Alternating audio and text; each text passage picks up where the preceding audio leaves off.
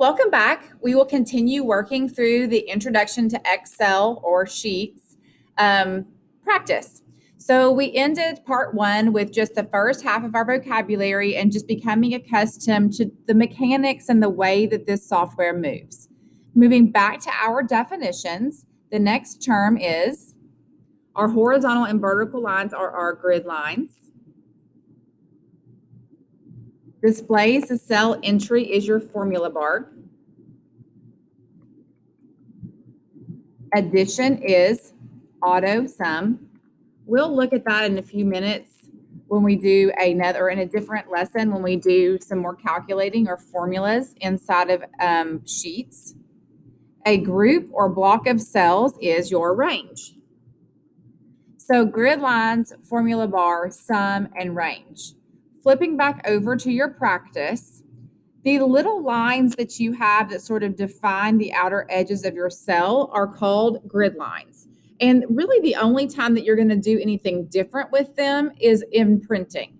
Sometimes when people print a spreadsheet, they do not want to see those lines. So just to show you quickly, if you choose File and then go down to the bottom to choose Print, you'll see that over here, you now have some print options. Over here, let me scooch me over. Over here on this right-hand side, you'll drop down for formatting and then turn off show grid lines if you don't want to see them. I'm going to leave mine there, obviously, but I just wanted to show you that that's one change that you can make when you're thinking about grid lines. We talked about the formula bar displays the contents of the cell. So looking up here, you can see that when I click on B2 in my formula bar, I now can see where I have cheese. Sum we'll look at again in just a couple of seconds. Oh, and then range. So a range is just a group of cells. The way that that's read, so I'm going to go here and click over and down.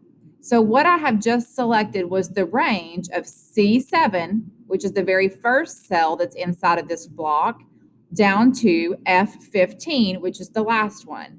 So the range of C7 through F15 would include all of the cells in between. So that's why it's called a group or a block of cells. When you read that, you can see that right here, that's listed with a colon in between. In Excel, you cannot, or Sheets, you cannot go in and put B5-D10 because that would be subtraction. So you would be saying subtract D10 from B5. So that's why we have a colon to indicate that range. Moving forward, our next term is fill handle. Then merge is creating a single cell by combining two or more. And then finally, embedded chart to finish out the vocabulary. So fill handle, merge, and then embedded chart.